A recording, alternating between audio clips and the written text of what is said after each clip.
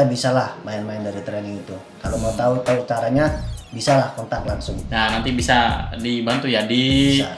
Pokoknya kita nanti teman-teman kalau yang berminat mau di kapal pesiar, nanti di deskripsi ada nomor kontak yang bisa dihubungi. Nanti kita bantu ya Mas Bro ya. Siap. Kita bantu. Nanti kita arahkannya pendidikannya ke Jogja karena memang dari yang tadi disampaikan dari biayanya sangat jauh perbandingannya dibandingkan dengan kampungnya Mas Bro tadi ya. Benar. Nah, kemudian Mas Bro yang dipelajari di tempat kursusnya apa saja? Kalau di tempat kursusan mencakup semuanya. Salah satunya F&B dan housekeeping. Karena kru Indonesia sendiri rata-rata di kapal itu ya hanya housekeeping dan F&B. Housekeeping. Bisa dijelaskan kerjanya gimana housekeeping itu, Bro? Kalau housekeeping itu, kalau untuk kapal yang saya tempati kerja itu, stepnya itu ada celebrity cleaner, deck attendant atau asisten stateroom, habis itu ke stateroom. Untuk job desk-nya itu ya, kalau celebrity cleaner ya bersih-bersih, vakum, Beresin kamar-kamar tamu mungkin ya? Kalau beres-beres tamu itu lain sendiri. Oh, kalau itu Nah, setelah celebrity cleaner kita dapat promosi atau kita naik jabatan bahasanya itu, baru naik jadi deck attendant atau asisten stateroom. Nah, untuk job desk-nya sendiri itu ngebantu stateroom. Contohnya kita nyiapin linen atau spray bahasa kitanya ya, sarung bantal, iya. pillowcase kayak gitu. Disiapin untuk para stateroom itu. Nah, setelah itu baru tahapnya ke stateroom. Nah, di stateroom itu baru dia ngebed atau beresin tempat-tempat tidurnya para tamu, semua kamar. Karena stateroom juga enggak semua kamar di kapal pesiar itu satu Beresin. stateroom yang beresin itu. Tapi ada bagiannya masing-masing. Contohnya satu stateroom itu 15 kamar, apa 13 kamar, apa gimana gitu. Jadi enggak semuanya. Iya, jadi bagian-bagian kerja di sana Itu ya, Bro ya. untuk housekeeping. Kalau F&B sendiri dari grade bawahnya itu kan ada snack attendant, assistant waiter, sama waiter. Salah satu step untuk naik jabatan atau naik posisinya kayak gitu. Step-stepnya ya. Ya, itu untuk di celebrity cruise. Untuk kapal lain mohon maaf mungkin beda lagi ya. Yang setahu Mas Bro, yang di kapal pesiar itu ada berapa perusahaan, ada berapa kapal Mas Bro? Setahu Mas Bro aja. Di perusahaan mana? Ada berapa perusahaan setahu Mas Bro? Kalau perusahaan, wah banyak banget. Oh, banyak banget. Royal Caribbean, Carnival, Holland America Line, Princess, Costa, Aida dan lain sebagainya, P&O.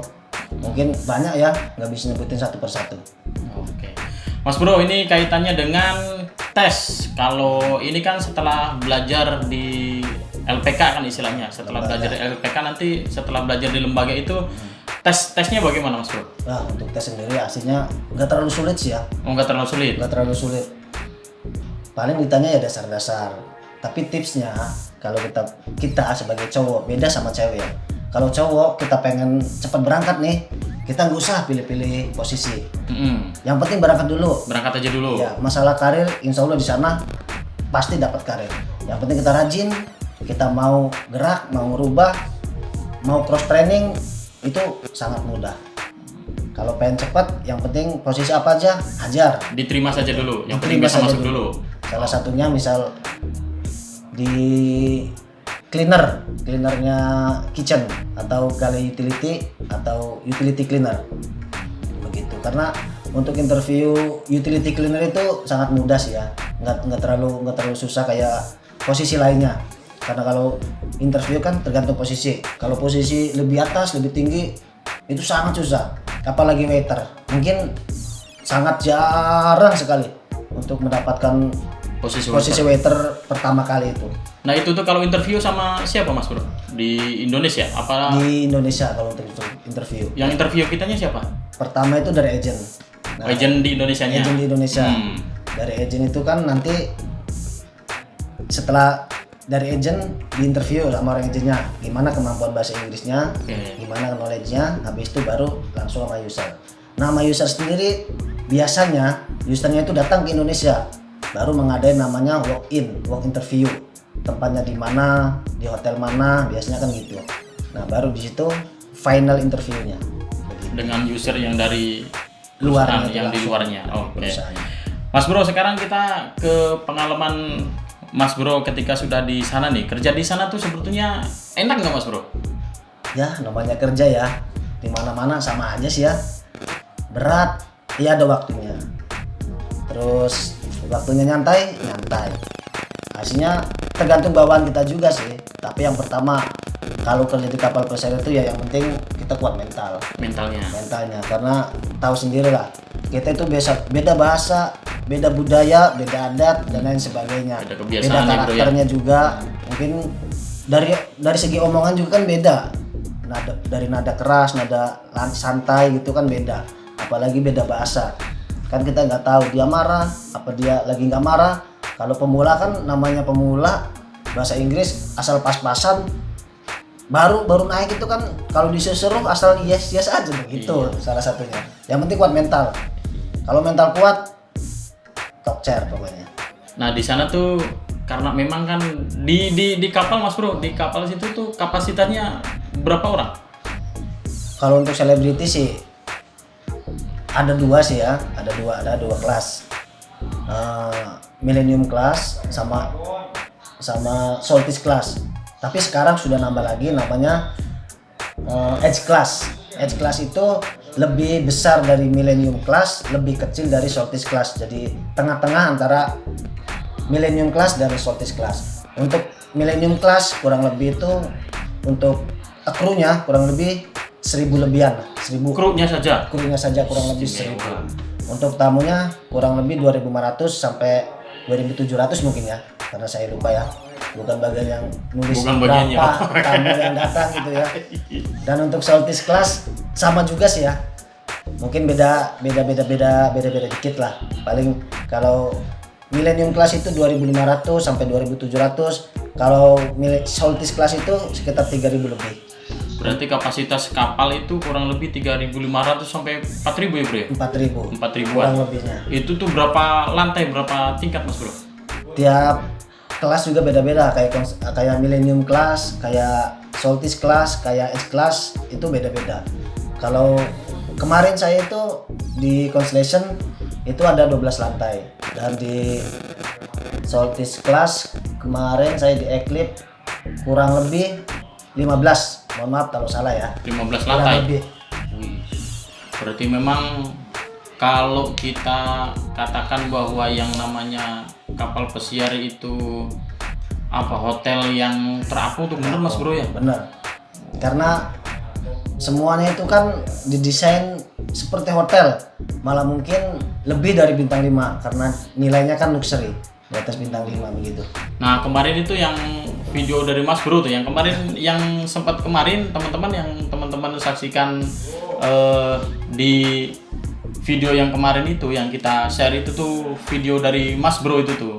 Makanya yang ini video yang ini nih.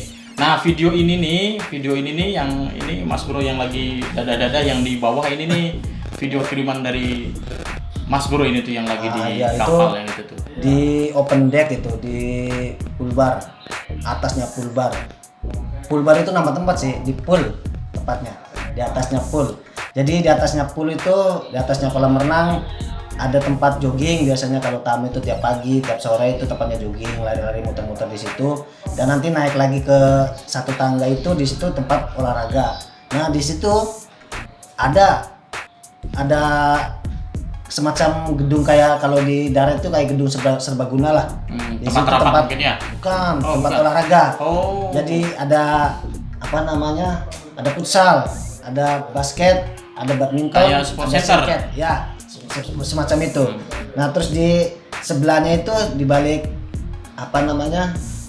Di balik sport center itu ada kayak tempat nonton, kalau bahasanya itu tempat nonton lah. Bisa nonton movie di situ kan.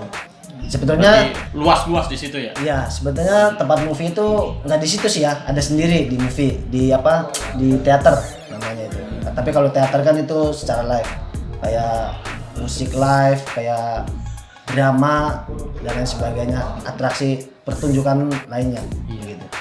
Mas Bro, saya barangkali pertanyaan dari teman-teman juga nih, kebayangnya ketika Mas Bro baru datang ke kapal pesiar, kayaknya gimana rasanya dengan bahasa yang berbeda-beda. Itu tuh pengalaman Mas Bro, ceritain Mas Bro, ketika baru pertama nyampe ke kapal pesiar, apa yang dirasakan, kemudian bahasa dan lain sebagainya, penyesuaiannya gimana Mas Bro? Bagi pengalaman buat teman-teman semuanya. Kalau untuk pertama kali sih ya tergantung kitanya sendiri sih. Kalau emang jiwanya jiwa perantau sih ya biasa aja. Paling ya homesick sedikit lah. Tapi emang kalau orang rumahan mungkin pertama kali ngerantau langsung jauh itu mungkin ya pasti homesick banget itu. Ada Sedih pengen kali ya? pulang sedih, mungkin nangis ya karena kaget dengan kerjaannya. Yang dirasain Mas Bro gimana yang di sana? Kalau saya pribadi sih pertama sih ya walaupun tiap harinya nggak di rumah, tiap tahunnya dari kecil itu kan ngerantau terus. Oh, Jadi biasa aja sih. biasa aja, Nggak terlalu kangen sama rumah. Nggak terlalu kalau untuk kangen dari rumah. Mungkin karena kaget aja sama kerjaan. Karena pertama lulus dari sekolah itu kan nggak langsung kerja kayak gitu ya. Mungkin di bangunan juga kan nggak ngangkat-ngangkat yang berat-berat juga, jadi nggak terlalu capek gitu loh, nggak Berarti yang terlalu pertama keras. masuk ke situ di bagian apa Mas Bro? Bisa ngangkat yang berat-berat tuh? Kalau untuk yang berat-berat ya biasanya di utility cleaner. Tapi Mas kalau Bro pertama di situ berarti posisinya. pertama di situ, habis itu baru cross training, baru pindah ke bar, gitu. Nah pertama di situ berarti pengalaman yang sangat berat, pahit apa gimana Mas Bro? Beratnya itu karena pertama kali sih ya, kita nggak pernah yang namanya kerja di tempat gale gitu ya. Jadi pertama ya mungkin kaget, kerjaan kok kayak gini banget pertama itu. Tapi seiring waktu mungkin sekitar seminggu 2 minggu ya udah biasa. Udah biasa. Bisa dijelasin Mas Bro ke teman-teman, maksudnya kerjanya kayak apa sih? Nah untuk utility cleaner itu kan nggak apa ya bahasanya itu, utility cleaner itu tukang cuci piring lah kalau di kapal pesiar itu. Tapi bagian cuci piring itu nggak semuanya utility cleaner itu cuci piring, karena utility cleaner itu macam-macam bagiannya. Ada yang di tempat cuci piringnya, ada yang tempat nyuciin pancinya, bahasanya itu ada dishwash, ada pot wash, dan ada tukang ngambilin sampah, ada cuman nyapu-nyapu aja ya ada cuman yang refillin piring aja ya ada. Jadi macam-macam Bagian-bagiannya Bro ya. bagiannya itu enggak semua utility cleaner itu nyuci piring.